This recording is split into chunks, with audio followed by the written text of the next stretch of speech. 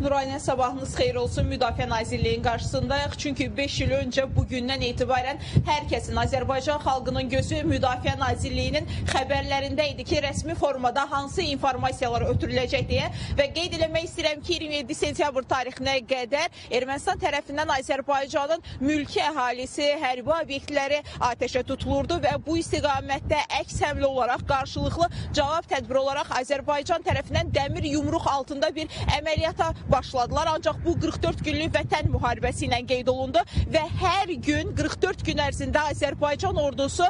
Qarabağın işğalda qalan torpaqlarını qarış-qarış azad etməyə başladı və bu istiqamətdə Müdafiə Nazirliyindən hər gün Azərbaycan xalqına çağırış olurdu. Dezinformasiyalara inanmamaq tövsiyə olunurdu və bununla yanaşı hansı ərazilərimizin, hansı kəndlərimizin azad olunması ilə bağlı Azərbaycan xalqını təbrik edirdilər və rəsmi informasiyaları qeyd edirdilər və bu 44 gün ərzində Azərbaycan Respublikasının prezidenti İlham Əliyev də Azərbaycan xalqına daim müraciətlər eləyirdi və bir yumruq altında birləşməyimizi qeyd eləyirdi. Eyni zamanda Azərbaycan torpaqlarını azad edəcəyini və Azərbaycan ordusunun nə qədər güclü və qüdrətli olduğunu diqqətə çatdırırdı və 44 gün ərzində Azərbaycan ordusu uğur əldə etdi. 44-cü günündə Şuşa azad olundu və bu tarix 8 noyabr tarixini əhatə eləyirdi və Azərbaycan prezidenti müraciət eləyərək Azərbaycan xalqının gözü aydın olsun deyə qeyd elədi və Şuşa işğaldan azad oldu. Daha sonra Azərbaycan prezidenti, eləcə də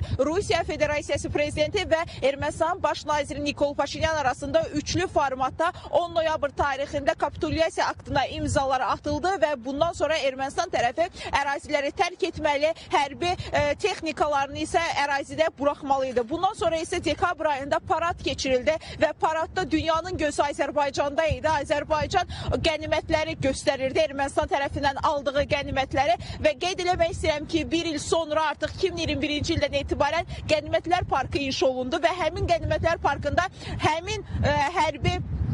infrastruktur və texnikalar orada nümayiş olunur və dünyanın hər birindən qonaq buyurmuş şəxslərə Azərbaycanın tarixi, Azərbaycan ordusunun gücü göstərilir həmin Qənimətlər Parkında və bununla yanaşı Zəfər Parkı da qeyd edeyim ki, inşa olundu və hazırda Zəfər Parkında da böyük tağ, eyni zamanda 8 noyabr güşəsi də yer alır ki, bu da Azərbaycanın simvoludur, Qarabağ simvoludur və qeyd eləmək istəyirəm ki, 2023-cü ildə isə qısa müddətli 23 saat 43 dəqiqəlik antiterror əməliyyatı həyata keçirildi ki, bu əməliyyat zamanında Azərbaycan ərazi bütövlüyünü və suverenliyini bərpa etdi. Hazırda Azərbaycan bayrağı Qarabağda, Xankəndidə, Şərqi Zəngəzurda hər yerdə dalğalanır və həmin ildən etibarən 5 ildir ki, 27 sentyabr tarixi anım günü kimi qeyd olunur və bugün